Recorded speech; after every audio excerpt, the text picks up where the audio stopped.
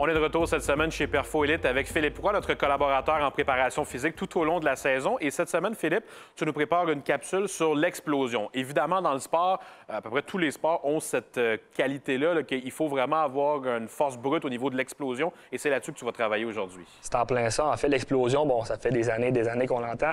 On en a parlé l'année dernière. Le hockey est un sport qui devient de plus en plus rapide. Donc, c'est super important de venir travailler cette explosivité-là, cette vitesse-là. Mais il faut faire attention, c'est pas nécessairement... J'aime, en fait, donner l'exemple d'un sprint de 30 mètres ou d'un 40-yard dash, peu importe.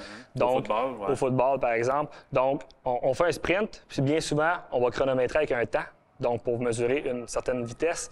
Donc, c'est pas nécessairement que on va prendre la considération, on prend deux athlètes qui font les 5 secondes sur un sprint de 30 mètres. Ça veut pas nécessairement dire qu'ils sont aussi rapides, aussi explosifs. Il faut vraiment aller plus en détail avec certains équipements plus technologiques qu'on a, nous, à notre disposition, mais de venir fragmenter ce sprint-là pour venir créer une certaine courbe de force et venir créer un profil, en fait, force-vitesse, parce que en venant segmenter ce genre d'exercice-là, de sprint, ça peut être la même chose pour peu importe l'exercice, le squat, par exemple.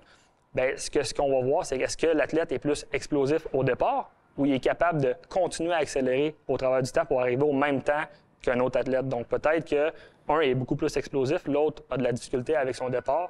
Donc là, c'est vraiment l'important de venir fragmenter ce genre d'exercice-là, de test-là, puis de vraiment venir créer un profil force-vitesse avec l'athlète pour venir travailler adéquatement notre explosivité. On va aller voir les exercices.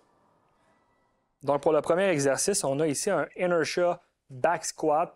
Donc, super important de commencer le mouvement sur les safety bars et d'exploser le mouvement le plus haut possible. On va venir travailler la force de départ ici, donc l'explosivité au départ. Donc, on descend sur les safety, on prend une petite fraction de seconde à 1 seconde de pause pour vraiment éliminer le plus possible toute tension et repartir explosif.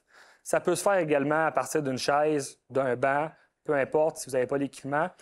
Mais vraiment, ce qui est important, c'est de commencer dans la position basse du mouvement et de venir exploser en montant le plus rapidement possible.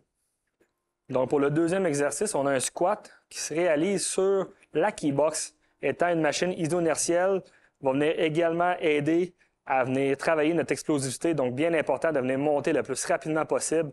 On absorbe et on réexplose le plus rapidement possible vers le haut.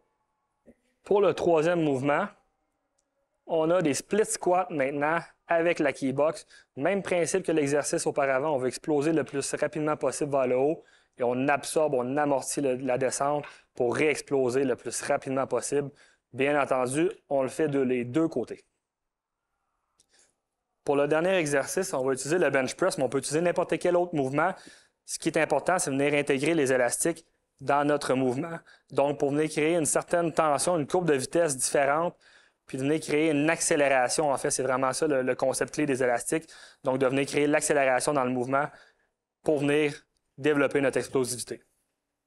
On vient de voir tes exercices, Philippe. En introduction, tu en as parlé un peu. Vous avez beaucoup plus d'outils de mesure maintenant pour aller dans le détail sur comment les jeunes sont justement explosifs et un paquet d'autres données aussi lors de l'entraînement. Ça doit être plaisant pour toi de pouvoir travailler avec tous ces outils-là technologiques maintenant? C'est sûr que c'est plaisant, mais également, c'est que ça vient nous sauver un petit peu la vie dans le sens où est-ce que l'explosivité, la rapidité, c'est vraiment des concepts qui sont mal utilisés, mal compris, parce que c'est vraiment technique. Il faut que tu travailles dans les très bonnes zones pour venir travailler.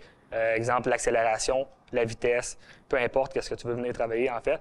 Il y a des zones vraiment à respecter, puis c'est pas nécessairement juste avec la charge qu'on va pouvoir venir, en fait, la travailler. Ça va être vraiment avec ce genre d'outils-là, comme exemple des accéléromètres, des encodeurs linéaires qui vont venir nous donner une certaine vitesse de mouvement. Puis c'est là qu'on va pouvoir venir travailler, en fait, dans les bonnes zones avec les athlètes. Merci beaucoup, Philippe. Merci à toi.